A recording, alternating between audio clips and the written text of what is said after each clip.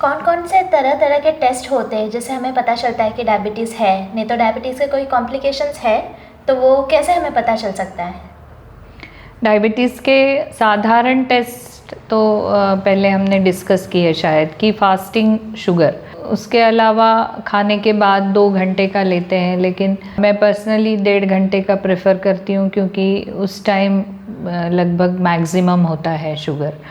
उसके अलावा testing diabetics में होनी चाहिए लिपिड्स की या कोलेस्ट्रॉल की टेस्टिंग। हम देखते हैं कि आजकल इन्वेस्टिगेशंस का पूरा बंडल लेके लोग आते हैं, तो उसमें थोड़ा सा बढ़ा हुआ घटा हुआ दिखा तो बहुत एंग्शियस भी होते हैं कि पता नहीं क्या हो गया।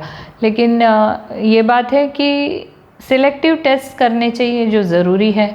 उसमें एक है किडनी डिजीज़ अर्ली डिटेक्ट करने के लिए एल्बुमिन क्रिएटिन रेशियो।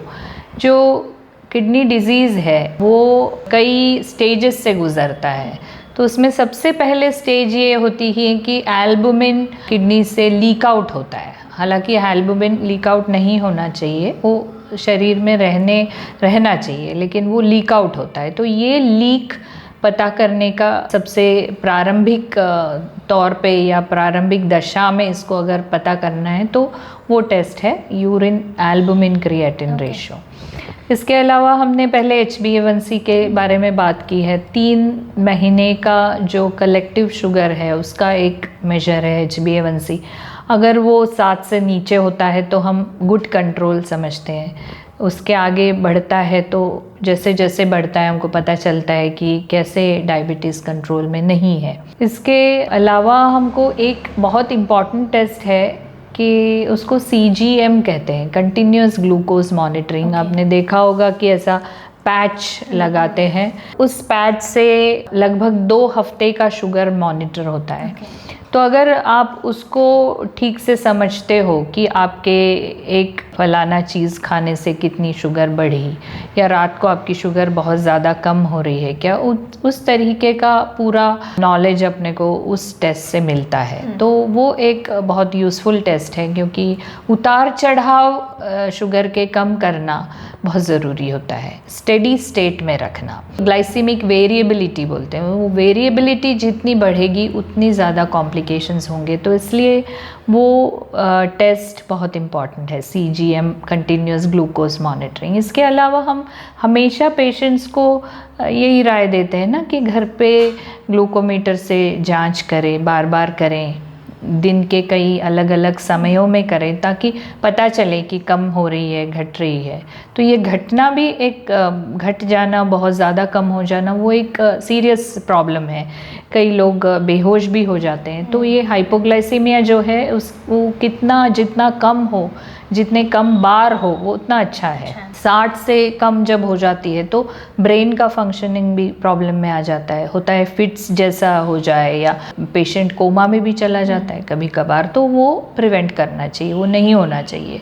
तो उसके वजह से ये घर में जो है ग्लूकोज मॉनिटर या ग्लूकोमीटर बहुत सिंपल है, सिंपल तरीके से हर कोई उसको इस्तेमाल कर सकता है, तो वो होना चाहिए। कई बार का शुगर हम देख सकते हैं, या आपको कुछ अस्वस्थ लग रहा है, अच्छा नहीं लग रहा है, तो आप देख सकते हो कि बढ़ा है, घटा है।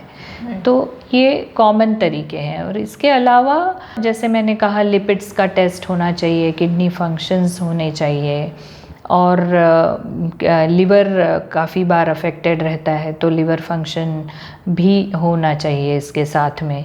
और जैसे जैसे आप आगे बढ़ते हो तो जो जो टेस्ट डॉक्टर्स बताते हैं वो भी करने ही पड़ेंगे। उसके अलावा आँख की जांच होनी चाहिए, एटलीस्ट साल भर में एक बार तो होनी ही चाहिए। और अगर आपको रेटिनोपैथी की शुरुआत है तो हो सके तो 6 महीने में एक बार भी चेकअप हो तो बहुत अच्छा है। तो कहना ये है कि आप लक्षणों को मत वेट करिए, लक्षण होंगे तब देखेंगे, तब जाएंगे डॉक्टर के पास, ऐसा नहीं है। कई चीज़ें बगैर लक्षणों के भी हमको देखनी चाहिए या जांच करनी चाहिए, और समझना चाहिए कि कोई कॉम्प्लिकेशंस शुरू तो नहीं हुआ। तो ये रफली टेस्ट है, तो इतने तो ज़रूरी है। इसके अलावा टेस्ट बहुत है, लेकिन और कई बार देखते हैं कि बहुत फैंसी टेस्ट भी पेशेंट्स करके आते हैं, C पेप्टाइड, सीरम इंसुलिन, ये सब बहुत ज़रूरी नहीं होते, बट जब कोई डिटेक्ट होता है डायबिटिक यंग, जैसे हम सोच रहे हैं कि ये टाइप 2 डायबिटीज़ के एज ग्रुप में अभी आया नहीं है, मोटापा भी नहीं है, तो पता नहीं किस वजह से डायबिटीज़ हो गया, तो उसमें कई बार एंटीबॉडी टेस्ट या जेनेटिक एनालिसिस या इंसुलिन या सी पेप्टाइड ऐसे टेस्ट होने चाहिए। तो हर एक में जैसे मैंने आपको कहा कि बहुत कॉस्टली अननेसेसरी इन्वेस्टिगेशंस नहीं करने चाहिए। तो सबसे महत्वपूर्ण टेस्ट आप क्या बताएंगी, क्या कर सकते हैं? महत्वपूर्ण टेस्ट तो बाय एंड लार्ज हम आज तक HbA1c को समझते आए हैं कि HbA1c ठीक होगा तो सब ठीक होगा, लेकिन अभी थोड़ा सा कंसेप्ट बदला है कि ग्लाइसीमिक वेरिएबिलिटी, अगर आप जैसे एरिथमेटिक एवरेज लोगे गणित में, हम एक वैल्यू बहुत ज़्यादा होगी एक कम होगी तो उसका एवरेज नेचुरली थोड़ा मीडियम टाइप का निकलेगा, तो वैसे ही ब्लड ग्लूकोज में भी होता है, एक हाई ग्लूकोज लो ग्लूकोज ये मिला के HbA1c हो सकता है कि आपका नॉर्मल निकले, लेकिन ये होता है कि बहुत ज़्यादा उतार चढ़ाव शुगर्स में होता रहता है। तो उसे पता करने के लिए आपको CGM का साल में 1-2 बार करना बहुत ज़रूरी है।